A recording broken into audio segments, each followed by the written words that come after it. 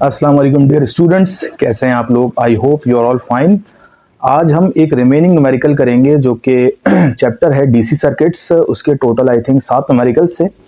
6 हम पार्ट 1 में कर चुके थे। आखिरी न्यूमेरिकल था और जिसको हमें सॉल्व करना है सर्किट डायग्राम के जरिए से। ये कॉम्प्लेक्स सर्किट्स है जिसमें सीरीज पैरेलल दोनों तरह की कॉम्बिनेशंस दी हुई हैं और हमसे कहा जा रहा है कि ये एक सर्किट है। ठीक है स्टूडेंट्स, बुक से मैं आपको पढ़ के बता देता हूँ। ये कह रहे हैं कि by using KVL find the current flowing through 10 ohm resistance. अब ये क्या कह रहे हैं स्टूडेंट्स कि यहाँ पे 5 रेजिस्टेंस गिवन है, 1 2 3 4 5। ठीक है, अगर आप बुक में अपनी देखें तो 5 रेजिस्टेंस गिवन है। ये कह रहे हैं 10 ओम रेजिस्टेंस में से कितना करंट पास हो रहा होगा। ठीक है, सिर्फ हमें इसमें से पास होने वाला करंट मालूम करना है 10 ओम रेजिस्टेंस में से। ठीक है स्टूडेंट्स। अच्छा जी, यहाँ पे किरचॉफ वोल्टेज लॉ जो है, जिसको हम लूप रूल भी कहते हैं, वो क्या कहता है? वो कहता है कि एक सर्किट में से गुजरने वाले तमाम वोल्टेजेस या फिर तमाम EMF, जिसको हम कहते हैं इलेक्ट्रोमोटिव फोर्स, उसका सम जो है किसके बराबर आना चाहिए? 0 के बराबर स्टूडेंट्स आना चाहिए। तो हमें KVL मेथड के जरिए क्या करना है, इस रेजिस्टेंस में से पास होने वाला करंट निकालना है। और इस रेजिस्टेंस की वैल्यू कितनी है ये दी हुई है आपके सामने, देख सकते हैं आप, 10 ओम। तो यहाँ पे 2 बातें थोड़ी सी समझने की हैं, क्योंकि 2 बातें समझ में आएंगी तभी आप आगे न्यूमेरिकल को सॉल्व कर सकेंगे। पहली बात तो ये है, यहाँ पे 3 लूप दिए हैं। देखें, एक लूप ये रहा, ठीक है, दूसरा लूप ये रहा, तीसरा लूप ये। ठीक है, तीनों में से क्या हो रहा है? करंट पास हो रहा है। देखें, करंट की डायरेक्शन अगर आपको यहाँ नहीं समझ में आ रही तो आप PDF वगैरह से देख सकते हैं या आपके पास बुक होगी। करंट की डायरेक्शन ऐसे है, ठीक है, ऐसे घड़ी की सिमत में।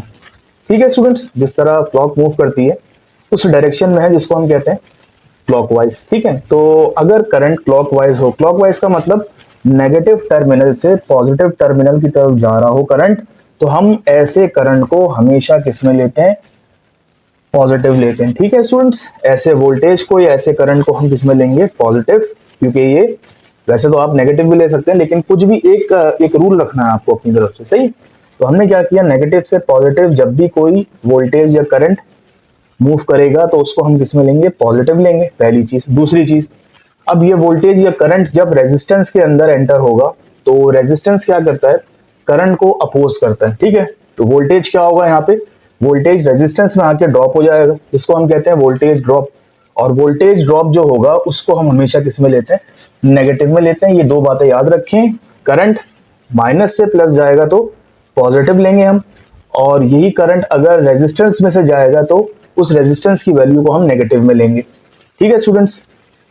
अच्छा जी, अगर यही करंट पॉजिटिव से नेगेटिव की तरफ जाए, अभी तो हमने कहा था कि नेगेटिव से पॉजिटिव की तरफ जाए तो हम करंट किस में लेंगे? वोल्टेज किस में लेंगे? पॉजिटिव। अगर यही पॉजिटिव से नेगेटिव तरफ जाए तो हम किस में लेंगे? नेगेटिव। तो ये आपको याद करना है। तो यहाँ पे 5 रेजिस्टेंस गिवन है, तो पहले मैं डेटा बना लेता हूँ अपनी आसानी के लिए। डेटा, अच्छा जी, क्वेश्चन नंबर ये आई थिंक 7 है। ये क्वेश्चन नंबर 7 है। ठीक है स्टूडेंट, डेटा में क्या करना है? देखिए, सबसे पहले तो आप लिखेंगे पहला रेजिस्टेंस है, इसको हम फर्स्ट बोल देते हैं। ठीक है स्टूडेंट, तो फर्स्ट रेजिस्टेंस जो है जिसको हम कह रहे हैं R1, ये दिया हुआ है 5 ओम। इसके बाद सेकंड रेजिस्टेंस है ये, ठीक है, इसको हम सेकंड ले रहे हैं। सेकंड कितना दिया हुआ है? 15। तो R2 आ गया हमारे पास 15 ओम। R3 कितना है स्टूडेंट्स? R3 जो है वो है 10 ओम। R3 ये रहा, अगर ये R1 है इसको हमने R2 बोला है, इसको हम R3 बोल रहे हैं, और इसको हम क्या बोलेंगे? R4। R4 कितना है स्टूडेंट्स? R4 जो है वो है हमारा 8 ओम। तो ये हमने 8 ओम लिख दिया। और लास्ट में R5 जो है वो कितना है? वो है 12 ओम। ऐसे ही है 5 रेजिस्टर्स और उनकी रेजिस्टेंस ये आपके सामने लिख दी मैंने। अब देखें, ये जो 3 लूप्स हैं ये बेसिकली 2 बैटरी से कनेक्ट है। एक 4 वोल्ट की बैटरी और एक 6 वोल्ट की बैटरी है। और आपको पता है बैटरी में से क्या निकलता है? EMF, electromotive force. इस वाली बैटरी को हम नाम देते हैं E1, इलेक्ट्रोमोटिव फोर्स 1 कितनी है? 4 वोल्ट। और दूसरी वाली जो है जिसको हमने नाम दिया E2, वो कितनी है? 6 वोल्ट। तो ये स्टूडेंट्स डेटा हो गया, इसको आप समझ लें। 5 रेजिस्टेंस गिवन है और E1 और E2 मतलब पहली बैटरी की इलेक्ट्रोमोटिव फोर्स और सेकंड बैटरी की इलेक्ट्रोमोटिव फोर्स गिवन है। हमें क्या निकालना है? हमें निकालना है I10 मतलब करंट 10 ओम के रेजिस्टेंस से कितना पास होगा, ये निकालना है हमें। ठीक है स्टूडेंट्स, ये हमें मालूम करना है, तो ये डेटा था। अच्छा जी, अब हम एक काम करते हैं। अब देखें, इसके बहुत से मेथड हैं सॉल्व करने से। मैं आपको वो मेथड बताऊंगा जो कि इंतहाई इजी होगा और हर बच्चा जो है इसको आसानी से सॉल्व कर सकता है। दूसरे मेथड भी हैं लेकिन मुझे ये इजी लगा है तो मैं इसी हिसाब से चलूंगा। ठीक है स्टूडेंट्स। अच्छा जी, सबसे पहले हम काम करते हैं, पहले लूप की बात करते हैं। सही है, और पहले लूप में से कौन सा करंट पास हो रहा है, I1। ठीक है, तो यहां लिख लेंगे हम फॉर I1। और किरचॉफ वोल्टेज लॉ क्या कहता है, जितने भी वोल्टेज है टोटल वो कितना होना चाहिए, 0 के बराबर होना चाहिए। तो सबसे पहले बात करते हैं इस बैटरी से। बैटरी को हमने क्या बोला हुआ है, बैटरी को बोला हुआ है हमने E1, ये वाली को, ये हमने लिखा E1। और करंट की डायरेक्शन कैसी है, देखिए क्लॉकवाइज है, तो क्लॉकवाइज करंट हमेशा किस में लिया जाता है, पॉजिटिव। तो हमने यहाँ पॉजिटिव लिया, नेगेटिव नहीं लिया, तो ये तो आ गया हमें बैटरी का E1। अब यही करंट कहाँ जाएगा, ऐसे जाएगा और फिर ऐसे जाएगा। अब ये करंट दाखिल होगा किसके अंदर, 5 ओम की रेजिस्टेंस के अंदर। तो जब वोल्टेज या करंट अंदर जाएगा इस रेजिस्टेंस में से, तो वोल्टेज क्या होगा, ड्रॉप हो जाएगा। ऐसे ही है, और कोई भी जब वोल्टेज ड्रॉप होता है तो उस वैल्यू को हम किस में लेते हैं, नेगेटिव में लेते हैं। ठीक है, अब देखें वोल्टेज का फॉर्मूला क्या होता है, ओम्स लॉ। ओम्स लॉ होता है आई आर, तो ये लिखा मैंने आई और यहाँ आर। अच्छा, कौन से करंट की बात हो रही है, फर्स्ट करंट की बात हो रही है, तो I1। और किस रेजिस्टेंस के अंदर ये करंट जा रहा है, अब जरा यहां देख लें, 5 ओम वाला कौन सा था, R1। तो ये हो जाएगा I1 R1, ऐसे ही। अब यही करंट कहां आएगा, नीचे आएगा। अब मैं इसको करंट को आगे लेके थोड़ी जाऊंगा क्योंकि पहले लूप की बात हो रही है, ऐसे गया करंट, ऐसे गया और नीचे आ गया। आगे कौन है, आगे एक और रेजिस्टेंस है, तो दोबारा वोल्टेज क्या होगा, दोबारा वोल्टेज क्या होगा, रेजिस्टेंस में आगे ड्रॉप हो जाएगा। ऐसे ही है, तो जब वोल्टेज ड्रॉप होगा तो यहाँ क्या लगा दूंगा, माइनस लगा दूंगा। ऐसे ही है। अब इसके अंदर से देखते हैं कितना वोल्टेज ड्रॉप होगा, वो लिखते हैं। अब देखें पहली बात तो ये समझ लें, ये जो आपके पास रेजिस्टेंस है ये एज अ जंक्शन है। जंक्शन किसे कहते हैं कि इस लूप और इस लूप के दरमियान आ रही है। अब देखें, ये तो इसी लूप में था ना, ये वाला रेजिस्टेंस तो फर्स्ट लूप में था, लेकिन ये है, ये सेकेंड लूप में भी आ रहा है और फर्स्ट लूप के बिल्कुल बीच में है। ठीक है, तो इसका मतलब यहां से दो करंट पास हो रहे हैं, एक करंट I1 है और एक करंट I2 है। अब इक्वेशन कैसे बना है, तो स्टूडेंट्स सबसे पहले तो इस रेजिस्टेंस जिसको हमने बोला, क्या बोला 15 ओम वाले को, R2 V is equal to I R होता है, तो सबसे पहले मैं यहाँ लिख देता हूँ R2। अब मसला है I का, I के साथ क्या करें, तो ये हो जाएगा। अब देखें इसकी एक टेक्निक है, जब बीच में जब ये पेयरिंग कर रहा हो उसके साथ, इस लूप के साथ भी और इस लूप के साथ जब शेयर हो रहा हो ये, तो हम क्या करते हैं, जिस लूप की बात कर रहे हैं ना, अभी हम किस लूप की बात हो रही है, लूप 1 की बात हो रही है, पहले हम उसका करंट लिखेंगे, फिर जो सेकंड लूप का जो करंट है उसको माइनस कर देंगे, तो ये ऐसा हो जाएगा। ऐसा ही है, तो देखें ये क्या था, ये हमारी बैटरी की ईएमएफ थी, ये हमारा पहले रेजिस्टर्स में थे कितना वोल्टेज ड्रॉप हुआ ये, और ये हमारा दूसरे रेजिस्टर में से कितना वोल्टेज ड्रॉप हुआ ये आ गया। और ये तमाम चीजें किसके बराबर होनी चाहिए, 0 के बराबर। अब वैल्यूज पुट करते हैं, E1 की जगह आ जाएगा, देखें 4, तो ये 4 आ गया। I1 कितना है I1 तो हमें गिवन नहीं है, I1 को एज इट इज छोड़ दें। अच्छा जी, R1 कितना है, R1 है हमारे पास 5, तो ये हो जाएगा कुछ इस तरह से लिख लें, 5I1 माइनस R2 कितना है, R2 आपके पास 15 है, तो 15 I1 I2 नहीं पता, छोड़ दें, I1 माइनस I2। अच्छा जी, अब क्या करें, ये इज इक्वल टू नहीं है, माइनस है। अब ये हो जाएगा 4 माइनस 5I1 माइनस 15I1 जा 15I1 minus minus plus 15I2 जा 15I2 इज इक्वल टू 0। अब देखें 1 वाले कितने हैं, 1 वाले 2, माइनस माइनस प्लस, तो ये हो जाएगा माइनस माइनस प्लस होता है, लेकिन साइन आपको पता है बड़े की आती है, 15 बड़ा है, तो 5 और 15 कितने हो गए, 20I1 और 15I2। I2 वाला एक ही है तो उसको हमने एज इट इज छोड़ दिया, ऐसे ही है। ठीक है, अच्छा जी, अब क्या करें, अब एक काम करते हैं, क्योंकि हमने ऊपर हेडिंग डाली है फॉर I1 को हम अलग करने की कोशिश करते हैं यहाँ से। तो क्या करें भाई, तो ये हो जाएगा students 4 as it is, 15I2 को भी एज इट इज छोड़ दें आप। ठीक है, अच्छा जी, ये जो माइनस 20I1 है इसको वहां भेजें, वहां जाके किसका हो जाएगा, ये प्लस का हो जाएगा, ऐसा ही है। तो लास्ट में हो जाएगा 4 प्लस 15I2, 20 मल्टीप्लाई हो रहा है, नीचे आके क्या हो गया, डिवाइड हो गया, तो ये हमने इक्वेशन बनाई है स्टूडेंट्स। किसकी इक्वेशन बनाई है? ये हमने I1 की इक्वेशन बना ली। आप जब तक इसका स्क्रीनशॉट ले सकते हैं। ओके स्टूडेंट्स, अब बात करेंगे लूप 2 की। तो लूप 2 में कौन सा करंट फ्लो हो रहा है? I2 फ्लो हो रहा है। तो यहाँ हेडिंग आएगी फॉर I2।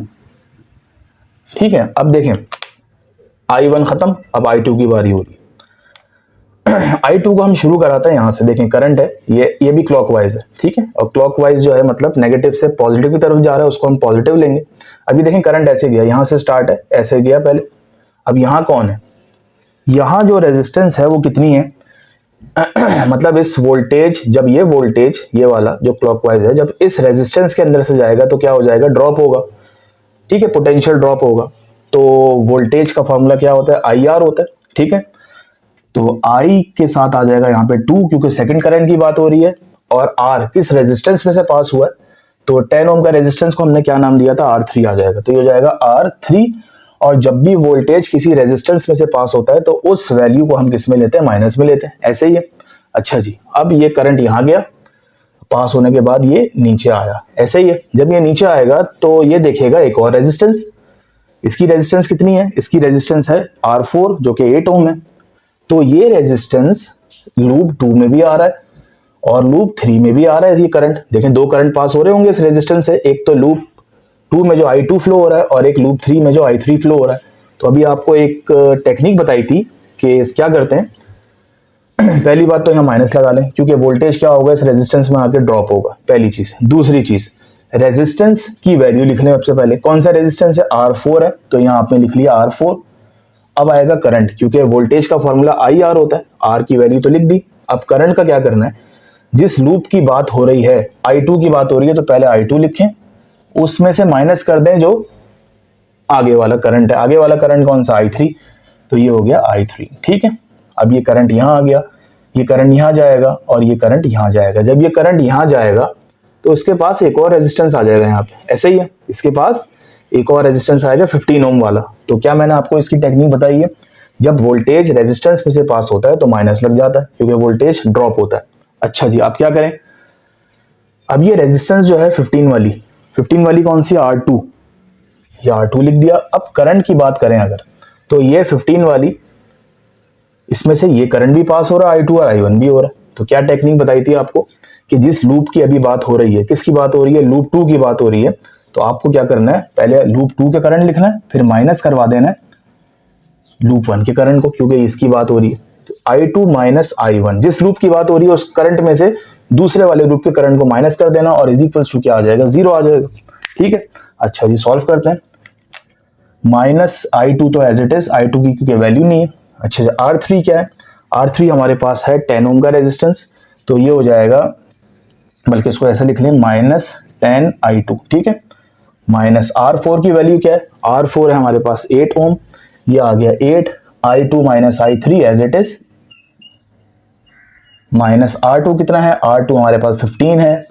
15 देख लें, हाँ सही 15 है। और आगे लिखेंगे हम I2 minus I1 is equals to 0 के बराबर है। अच्छा जी, इसको मजीद सॉल्व करते हैं। Minus 10 I2 as it is, 8 I2 जा, ये हो गया 8 I2 minus minus plus 8 I3 जा, 8 I3, 15 I2 जा, 15 I2, सिंपल मैथमेटिक्स यूज हो रही है।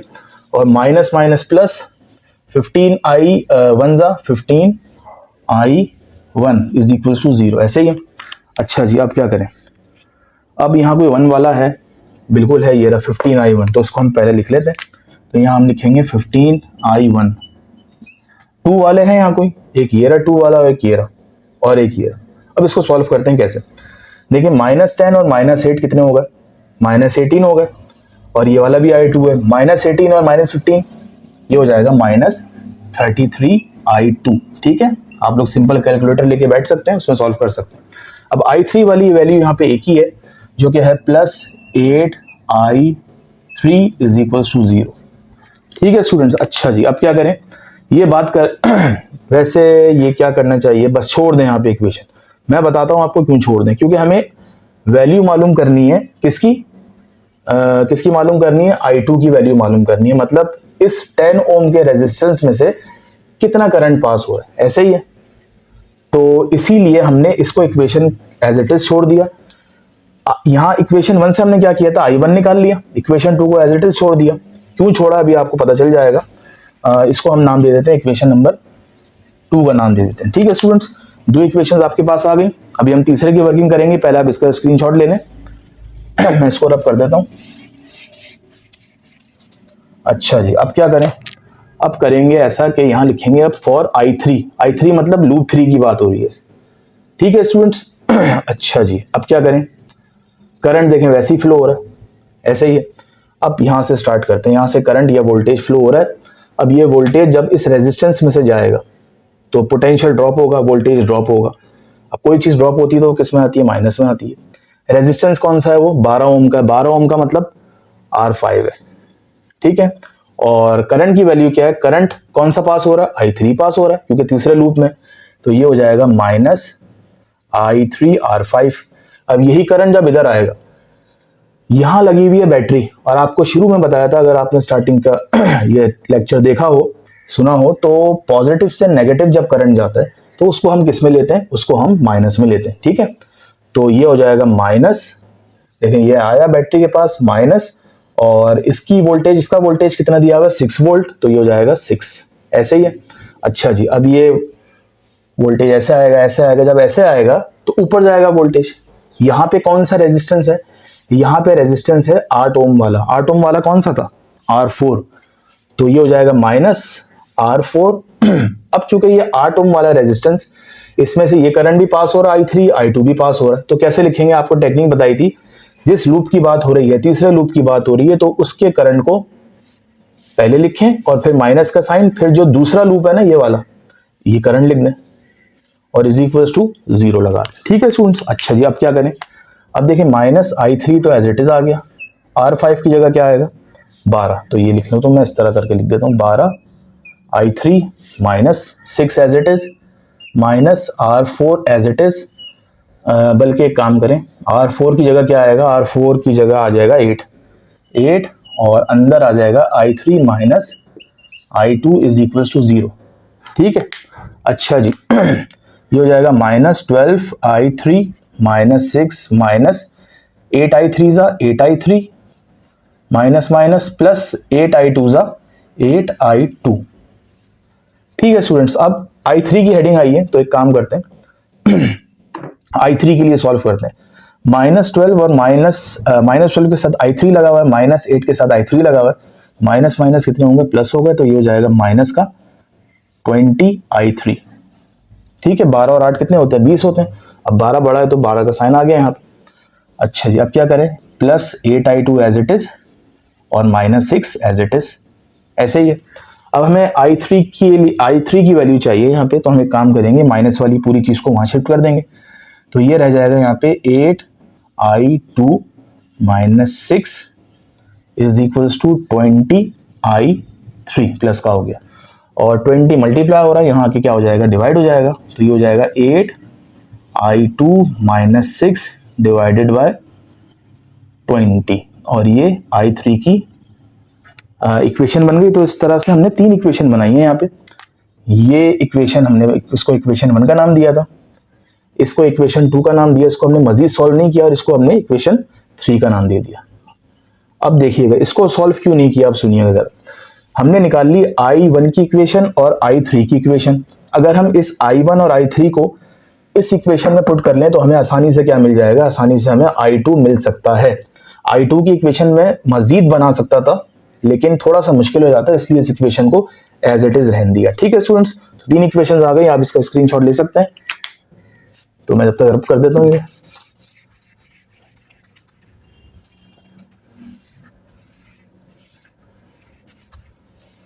अब देखिए तीनों इक्वेशन आपके सामने लिखी हुई हैं, 1 2 3। अब हम यूज करेंगे बाय यूजिंग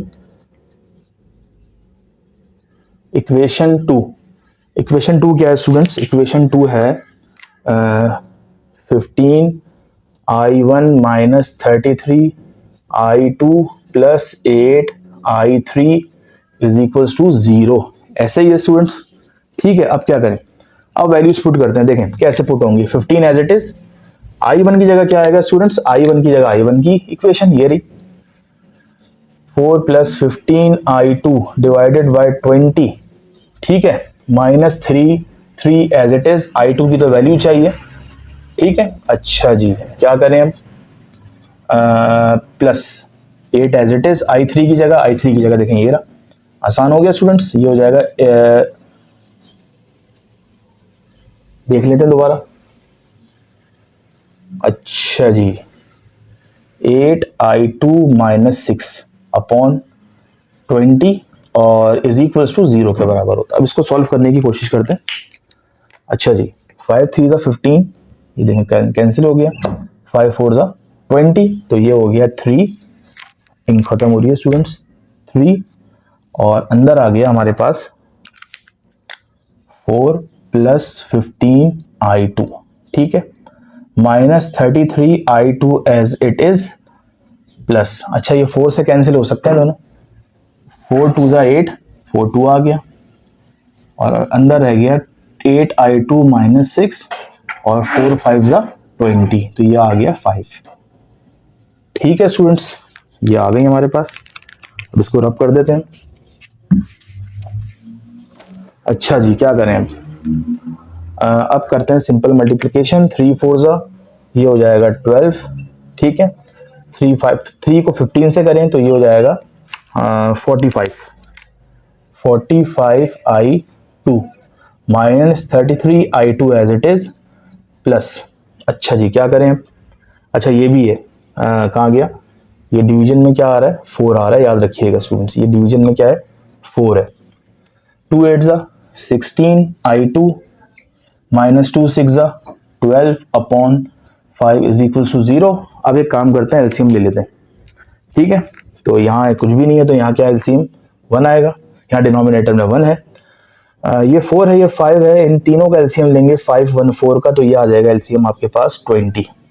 अब इस एलसीएम को कैसे सॉल्व किया जाए, आप देखिएगा जरा, 20 को 4 से डिवाइड कीजिए, क्या आएगा, 5 आएगा, तो आपने लिख दिया यहाँ पे 5, और ब्रैकेट में ऊपर क्या लिखेंगे, हम लिखेंगे 12 प्लस 45I2, ठीक है, माइनस 20 को आप 1 से डिवाइड करें तो 20 आएगा, तो यहाँ आप लिख दें 20, और ब्रैकेट में क्या आएगा 33I2, ठीक है। अच्छा जी, 20 को आप 5 से डिवाइड करें, 5 से डिवाइड करेंगे तो क्या आएगा, 4 आएगा, 4 लिख दें आप यहाँ पे, और ब्रैकेट में क्या आएगा 16I2 minus 12 is equal to 0, ठीक है स्टूडेंट्स। अच्छा जी, एक काम करते हैं, ये 20 डिवाइड हो रहा है, वहां जाके 0 के पास मल्टीप्लाई हो जाएगा, तो ये 20 क्या हो जाएगा, ये खत्म हो गया पूरा, ठीक है। अब हमारे पास डिनोमिनेटर खत्म हो गया, अब मल्टीप्लिकेशन होगी, 5 12 ज़ा, ये हो जाएगा 60, 45 को 5 से करेंगे कितना हो जाएगा, ये हो जाएगा 225I2 माइनस 20 को 33 से करें तो ये हो जाएगा 660, और 4 को 16 से करेंगे हो जाएगा 64I2, और 4 को 12 से करेंगे हो जाएगा 48, ठीक है। अच्छा जी, I2 निकालना है, तो एक काम करते हैं, I2 वालों को एक साथ लिख लें, तो ये हो जाएगा 225I2 minus 660I2 plus 64I2 is equals to, ये माइनस का 48 है, वहां जाके प्लस का 48 हो गया, ये प्लस का 60 है, वहां जाके माइनस का 60 हो गया, ठीक है। अब इसको सॉल्व करते हैं कैलकुलेटर से, सिंपल। तो देखें, सबसे पहले आप लिखें 225 माइनस 660, फिर उसके बाद प्लस करें क्या 64, तो ये आ जाएगा माइनस का 371, तो ये आपके पास आया माइनस 371, और इन दोनों को माइनस करें, अच्छा इसके साथ I2 भी है, ये हो जाएगा माइनस का 12, ठीक है। माइनस माइनस क्या हो जाएंगे आपके पास, माइनस माइनस कैंसिल आउट होगा, तो 12 बल्कि 371 यहाँ मल्टीप्लाई हो रहा है, वहां जाके क्या हो जाएगा, डिवाइड हो जाएगा, तो I2 की वैल्यू 12 डिवाइडेड बाय 371, तो उसको सॉल्व करते हैं, 12 डिवाइडेड बाय, एक मिनट, तो ये आ रहा है 0.0323, ठीक है स्टूडेंट्स। तो I2 की वैल्यू आ गई 0.0323 और करंट का यूनिट होता है एम्पियर। तो इसका मतलब स्टूडेंट्स ये जो रेजिस्टेंस था जिसकी जो वैल्यू थी 10 ओम दी हुई थी, इस रेजिस्टेंस में से कितना करंट पास हो रहा है, इस रेजिस्टेंस में से 0.323 एम्पियर का करंट पास हो रहा है। और हमने करंट की डायरेक्शन कैसी ली हुई है, क्लॉकवाइज। ठीक है, तो ये हमने डीसी सर्किट्स के स्टूडेंट्स एक न्यूमेरिकल रह गया था, तो वो भी हमने अल्हम्दुलिल्लाह कंप्लीट किया। मिलते हैं नेक्स्ट वीडियो में। टिल देन अल्लाह हाफिज।